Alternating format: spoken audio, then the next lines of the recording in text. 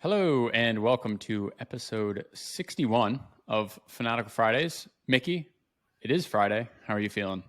It's Friday. I'm feeling like it's spring and it's not. Yeah, I'm waiting for the cold to drop. It's going to happen at some point, but I don't know, it feels like it's 60 or so today, and my daffodils are starting to sprout, and we're recording this. It's not even Valentine's Day yet, right? yeah, So that is early in Pennsylvania to start seeing your spring flowers come up. So I'm waiting for that Arctic blast to hit us, which may or may not include snow. I've not really seen snow other than in Florida this year. That's the least yeah, amount I think I've seen in 20 years in this area. So, um, yeah, but it's Friday. yeah. I'm ready to be fanatical about things. Awesome. Well, I think with the one thing let's be fanatical about today is video. I think that's a good topic just thinking about now too, as people are kind of again planning out their year. We're moving into summer when, speaking of your daffodils, you want to film when it's your campus is at its most beautiful, which Yes, is when it's nice and warm, flowers are blooming. nice one. Um, Or some campuses, if you got a nice layer of snow, yeah, it can give you a pretty image. Now, walking out and talking on the video while that snow's happening, yeah, that might be a challenge, but yeah, there are some pretty moments you can capture with snow. Maybe yeah. that's just a silent video. There We're you just go. text on it. I'm already skipping. I'm already throwing out ideas.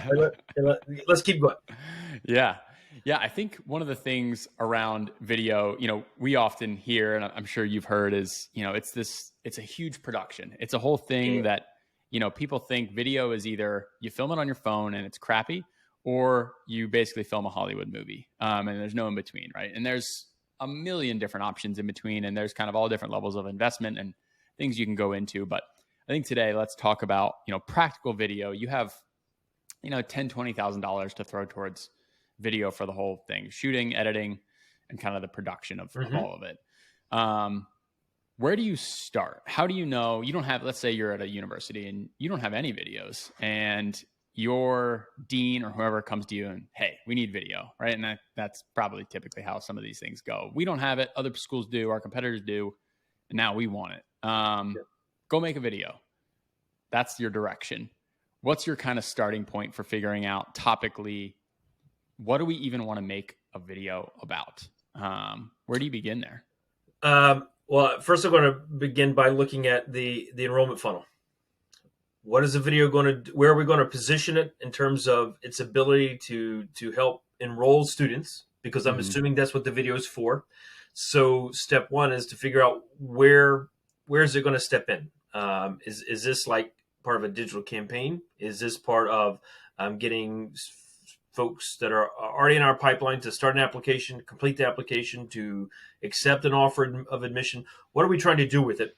And that's where I'm going to start, and then I'm going to fine tune that once I know where it is. Let's just say that last one I threw as an offer of admission. Well, you know what? If you're not already doing a video from the dean to welcome a student, a prospective student, and get them, I'd start that because probably can do that pretty cheap. Like I Mm-hmm. might be able to do that informally. When I say informally, I mean it could be in the office. We could be using a video tool where they're just kind of recording an acceptance, and we're excited. All the way up to if it's to get someone, say they're in the pipeline, we want to get them to campus. Well, maybe you do a little short video to say this is how we're going to start the tour. But I think what I'm trying to do is once I know where in the funnel it is, I want to start finding the right way to help my prospective students see themselves in our program. And I say in our program specifically because that might be on campus, it might be virtually, Mm-hmm. but I want them to see themselves as a student at my institution, and and I have to understand where they're in that scheme, what stage of the enrollment process in, so I know what to present to them, so they can visualize themselves in there that way. So that's where I'm starting.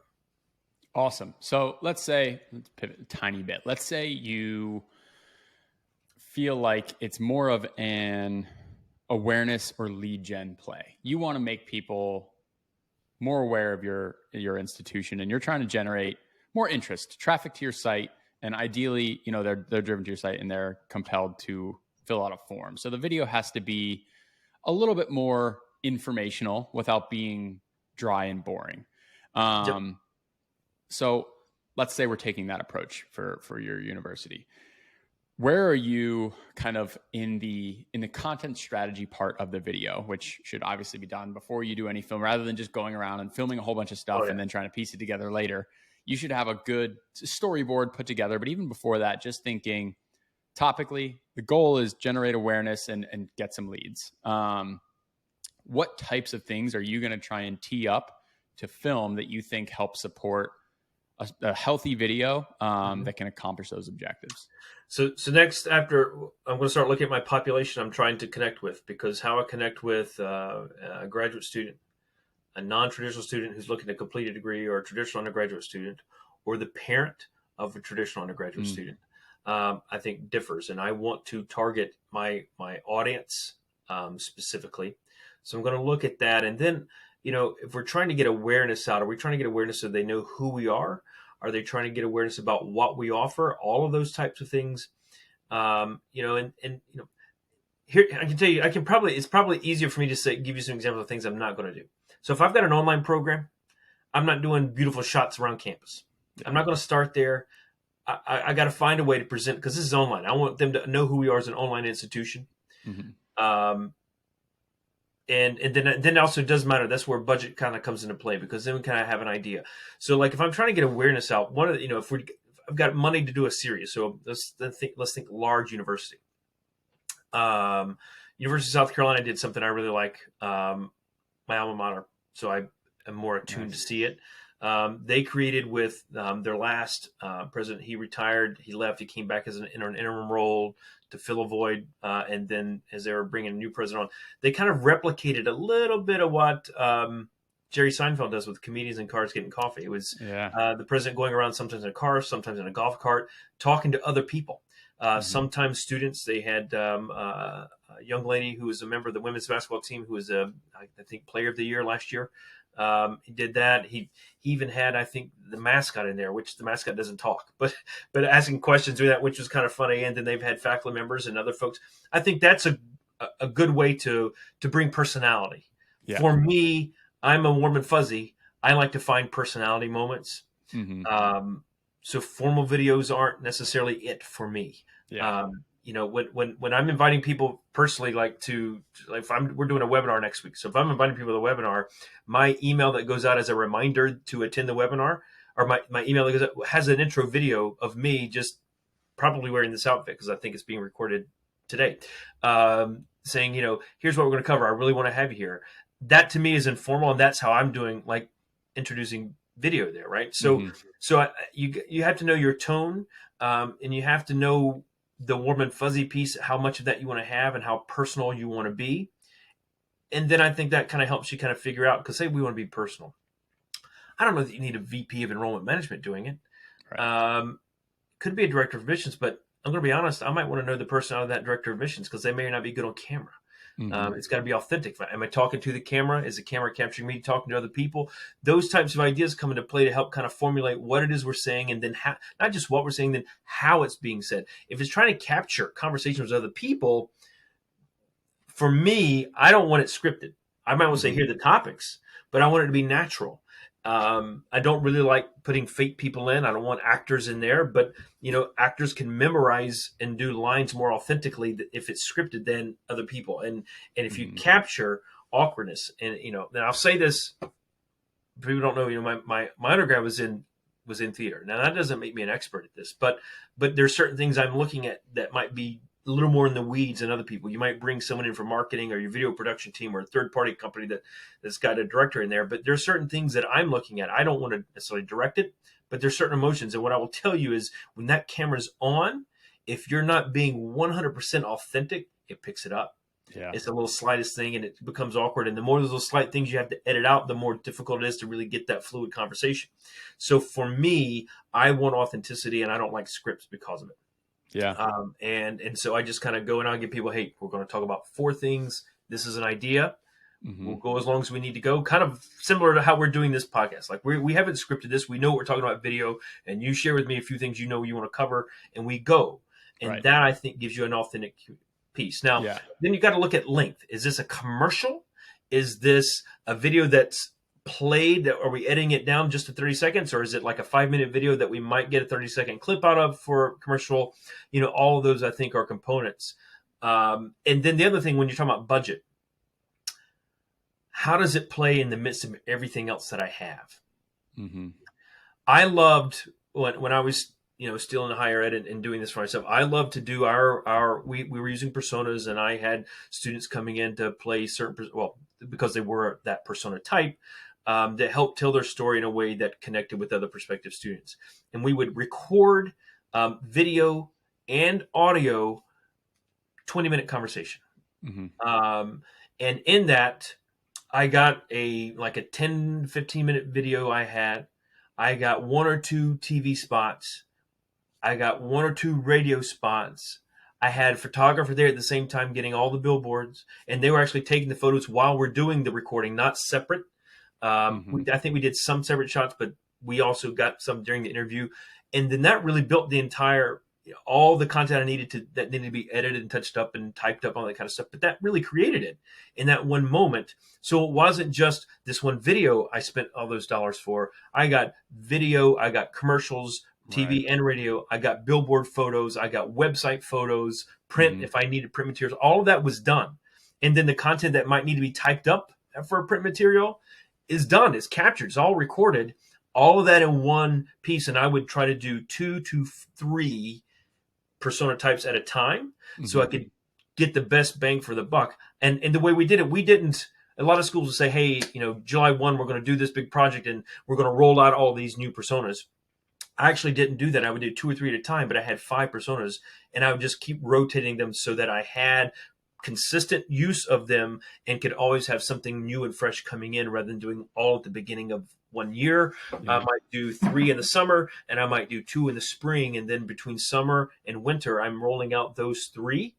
And then spring, I'm getting 2 more, and I'm rolling out 2 more. And then repeating that process in the summer. Yeah. And that, I maybe could have gotten a better bang for the buck if I'd done them all at once, but then I'm like holding it back for a longer period of time to release. And I just kind of wanted to spread out and give you new material, because we always need new material. And that's why I kind of did it that way. And then I would say other pieces that we're talking about, what do we do? How do we record? Depending upon the style you go with, do we have it like this where it's a conversation? Do you have music kind of floating in the background? And if you think, no, I don't know about all that stuff. Yeah, it's in the weeds a little bit. But if you haven't, go on YouTube, find a TV show or movie you really like, and go see the edits or the behind the scenes there, and watch a scene that as they're kind of recording, whether it's an outtake or not, of with music, without music, with professional sound, without it, because that music sets a tone. And that was always, I don't know why it is important to me as much as it is, but I was really involved in picking that right tone, because that emotional feel I wanted someone to have out of that. The story was there, but if the music is what either draws you in, keeps you in, and maintains that emotional feel you want. Yeah. And so I had, I didn't necessarily know the tone until I heard the interview. I mean, I knew the student stories going into the interview because I knew where I wanted to push them. Right. But then once I heard how it went and unfolded, then I would go spend time and say, okay, here, each persona might have 4 or 5 different sounds or not songs, but pieces that I would put behind it to find the right mix. And then, then you've got it together. But to me, all that comes into play.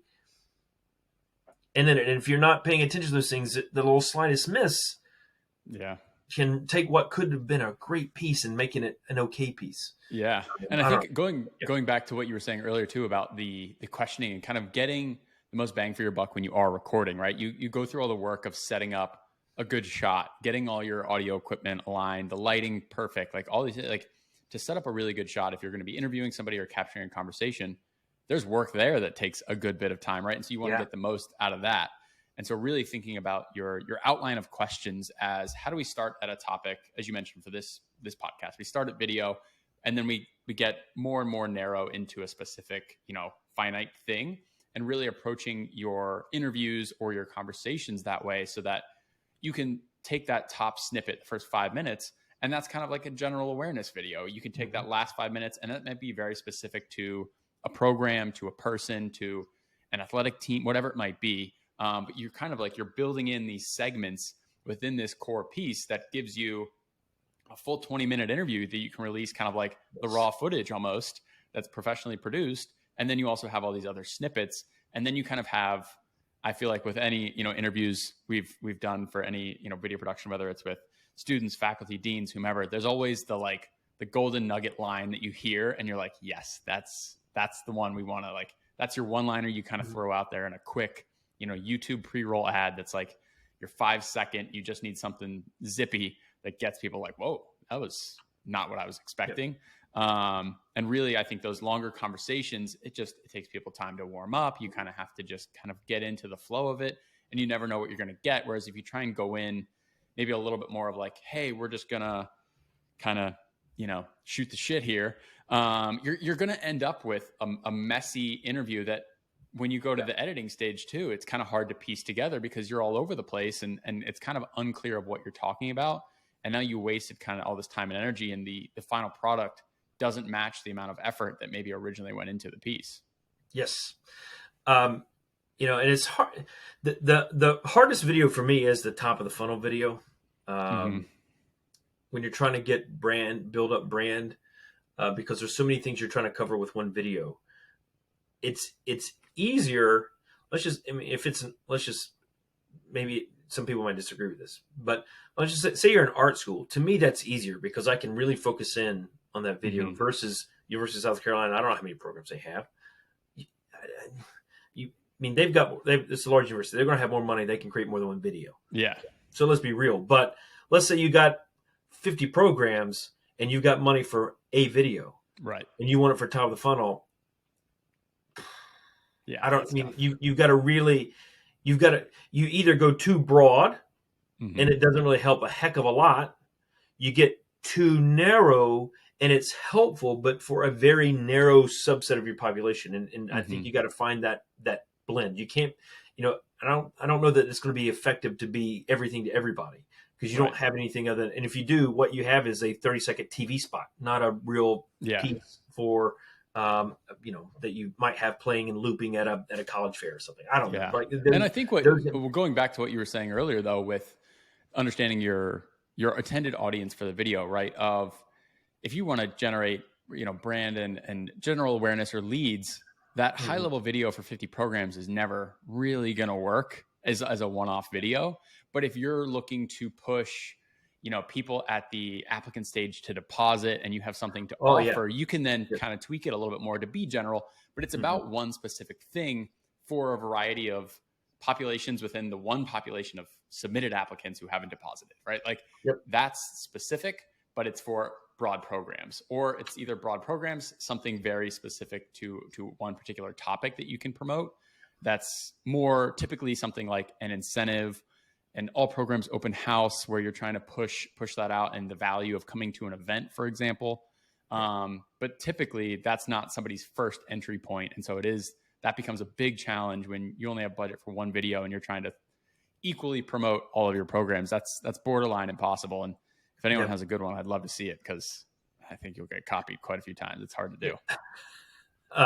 It has. It's hard to distinguish yourself in those. I mean, if you can't think of what one might look like, turn on college sports on any weekend and go to ESPN and turn it on. And, there's always that each school gets one ad that plays and they're usually around halftime or near the beginning of the game.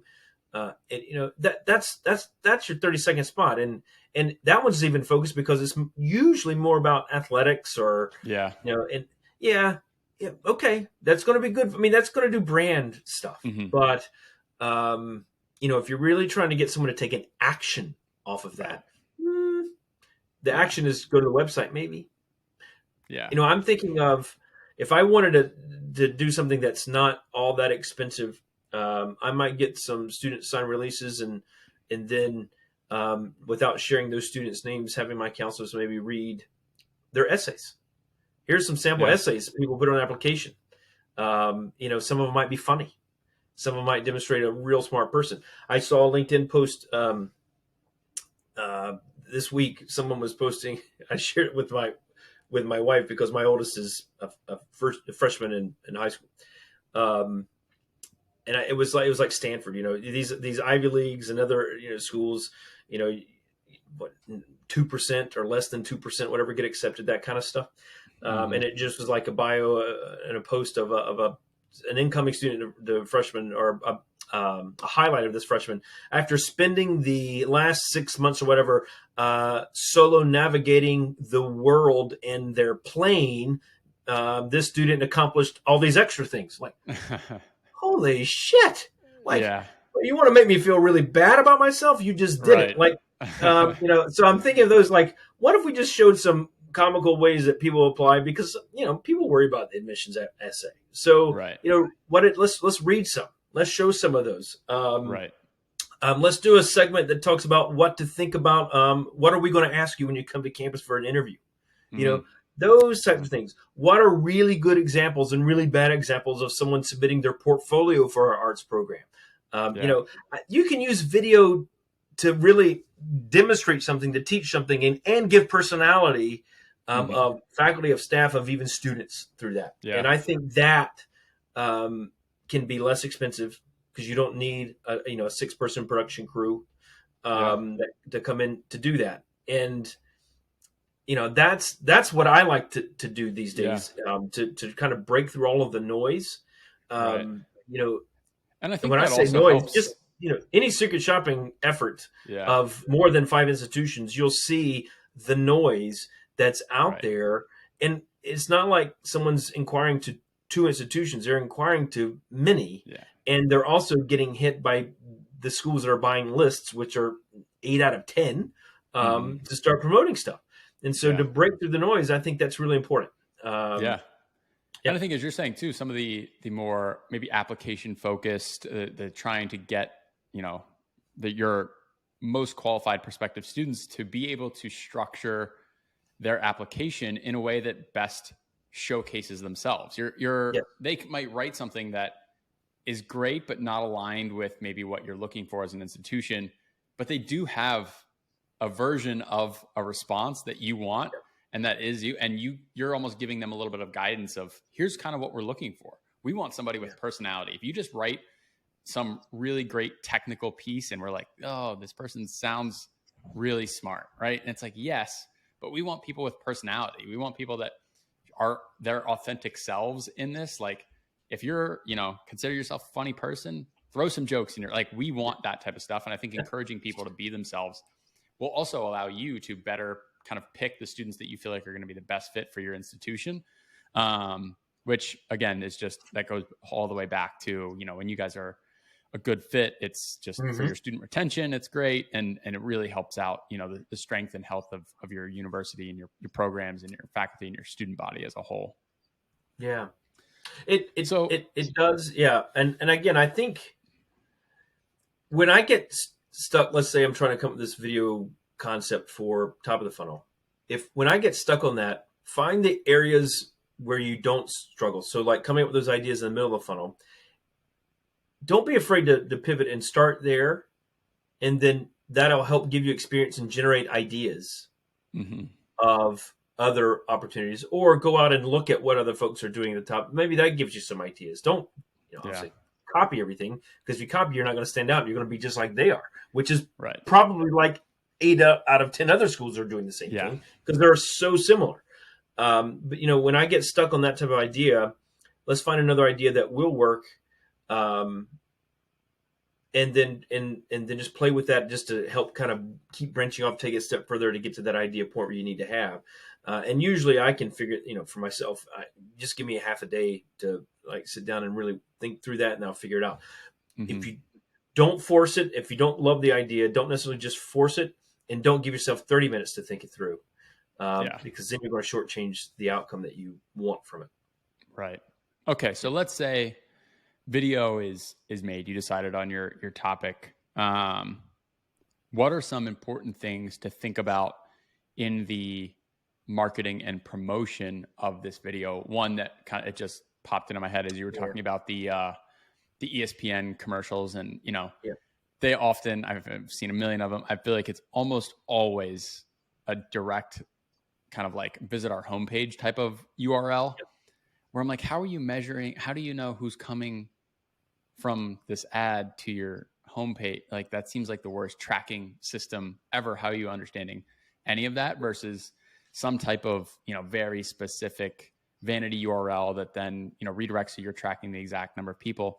Thinking about things like that, what are some other things to maybe keep in mind as you begin, putting it on your website, going out to social? What are things to think about to make sure that you're able to measure the value of this video? I think what's intimidating for some people is thinking, we have 20 grand and we're throwing it into creating a kick-ass video and we love the video. Yep. But how are we going to measure whether that video is successful or not? What are some maybe tips and tricks to make sure you're at least getting the bare minimum kind of ROI level understanding of your video? Well, I think the key is, where is it placed in the funnel piece? If it's at the top, you can't be looking at how many students you enroll from the video, because that's not what that video is doing. That video is drawing people into something. And if it's truly a brand video, then going to the homepage is not, I don't know how, you don't measure brand efforts versus conversion or tactical efforts, right? And so, yeah, you might send them to the homepage. That's the most natural place to send them, and that's going to be just a piece that you're not necessarily measuring. And you probably are still like 60% of the schools, because they're just not measuring that piece, especially at a large institution.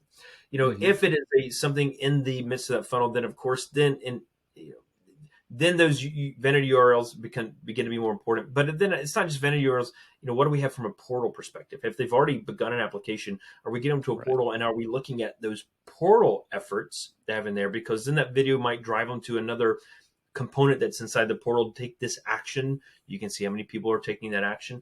How are you getting it to them? Is it, are we doing this through social? Are we doing it through SMS? Is it a video that you maybe post only in the portal? Those types of things. And then you kind of just look, and I'm looking at who took that action. When it's tactical, I want an action from it. It might be giving me a transcript. It might be applying and doing that. Maybe they start an application, but they're not giving the essay. And I'm doing this, funny essays. And that's where I'm kind of delivering it at that moment. And then I'm doing that. And then, if I'm looking at taking action, how much time do I want to give them to take an action? And doing that. So, but, before I deploy it, I want to know the measurement first. Right. So that when we plan on how to deploy it, we can ensure that we're able to measure those things. Yeah. If we're just saying, we're going to measure it, let's go deploy it.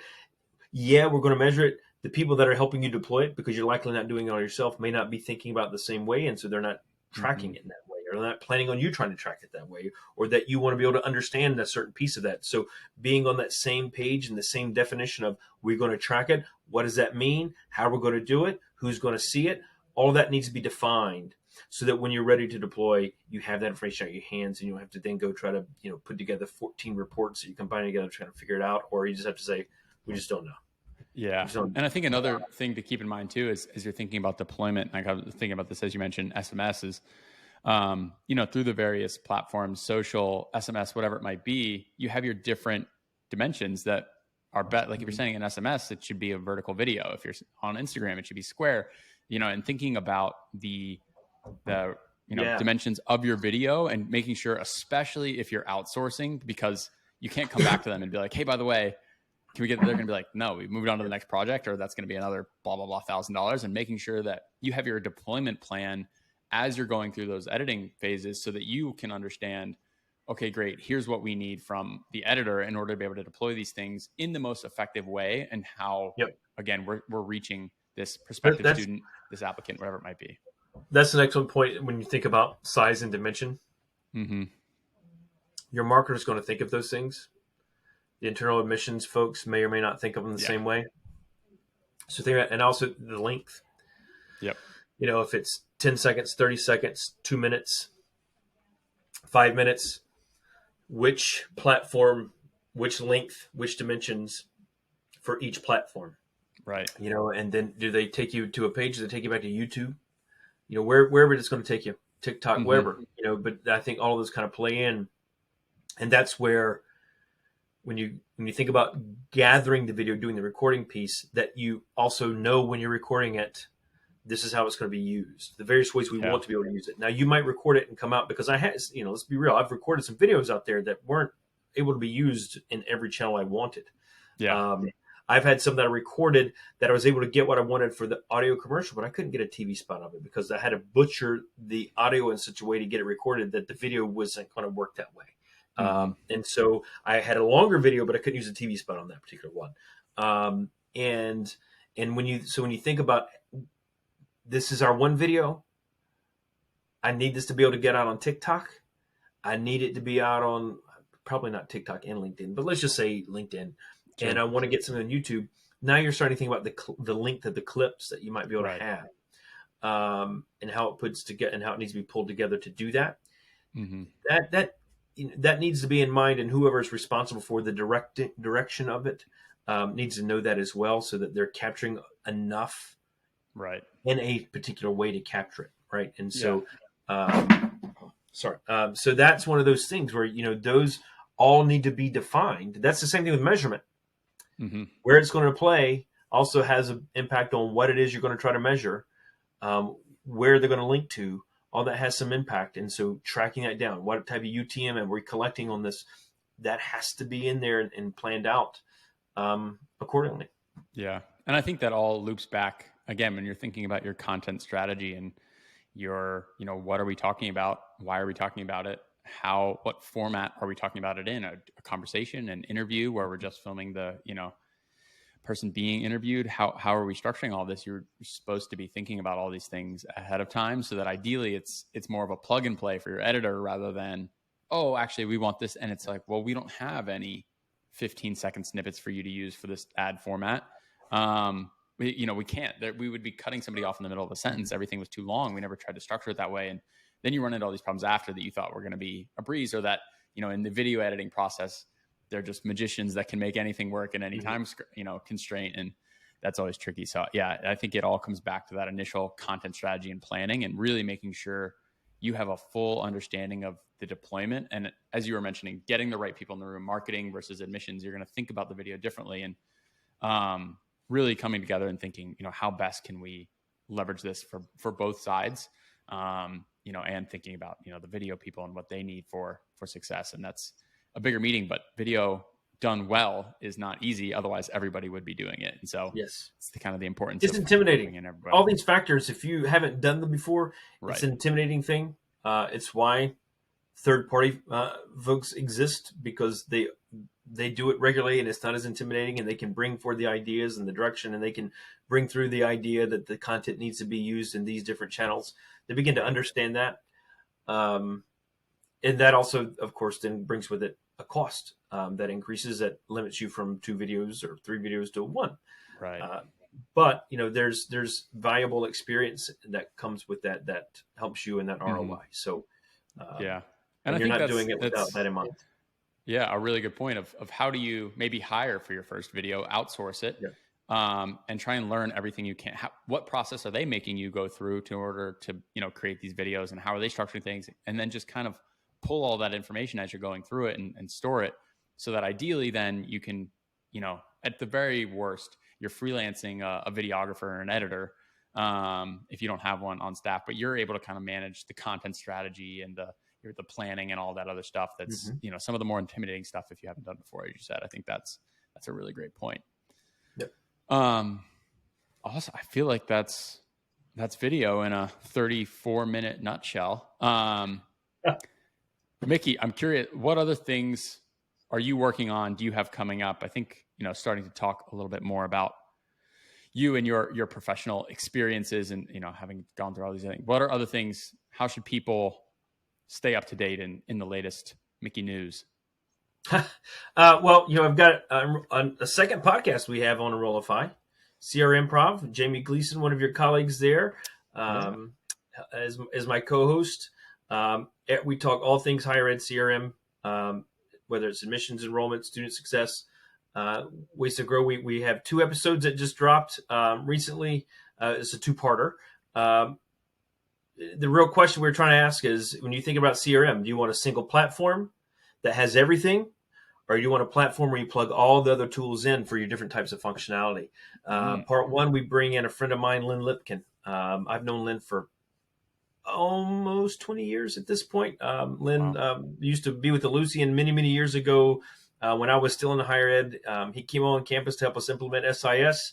He and I have stayed in close contact over the years. But from that kind of CIO type perspective, what is his thoughts on it? And then we brought in another friend of mine, Teresita Sass, Dr. Sass, who's a VP of Enrollment and Student Affairs at a community college down in Virginia. She talked from her perspective on it. She has a great vision for what CRM technology does to support her team as they engage prospective and current students, and to get that. So we had a lot of fun, 2 different episodes. It was just too much to put into one. So we separated it out. And I think that's a really good perspective to have. Very cool. I will also say, in terms of what's on my mind, and this kind of blends between recruitment, admissions, enrollment management strategies and tactics, and with CRM, is data. Zero party data, first party data. What do we have? What are we using? What do we have that we're not using? What don't we have that we could be using, and how do we begin getting it? As you think about being more tactical and getting advanced in your strategies and tactics, which then also, by the way, does require more technology to do that. Mm-hmm. In order for technology to do that, you need data, and that is really on my mind this year. And so looking at what data we don't have that we need, how are we going to get it? When are we going to collect it? What is the means with which we're going to collect it? All of those are questions. We're talking about planning for video and all these components.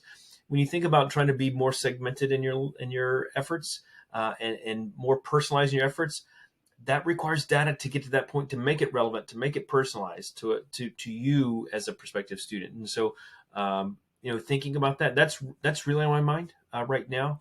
Yeah. That's going to be something I want to talk about a lot over the next year. I mean, I've got several conference presentations. I've done a webinar already on it this year. I've got a couple of the twists and turns on this topic coming up, probably in the spring. I've got a virtual conference I'm presenting in a couple of weeks. We'll talk a little bit about it. And then I've got 2 other conferences, in-person conferences, one in Texas and one in New York, later on in April, where we'll be talking about it more. So I can't think of a reason not to be thinking about that from an enrollment management perspective. When you think about how you do a better job, and we're losing data as you go admissions optional, fewer students taking tests, things that you can get through third-party data is starting to be reduced, and we need to find other ways to get data so we better understand who our prospects are, and that's really one of my focal points for the year. That's awesome. Sounds like there's going to be no shortage of Mickey sourced content in 2023. Yeah. That's exciting. Yep. Awesome. Well, thank you all for listening to episode 61 of Fanatical Fridays. We'll hopefully see for you in 2 weeks. 2 weeks. All righty. Thanks all for listening. Have a good one. Yep.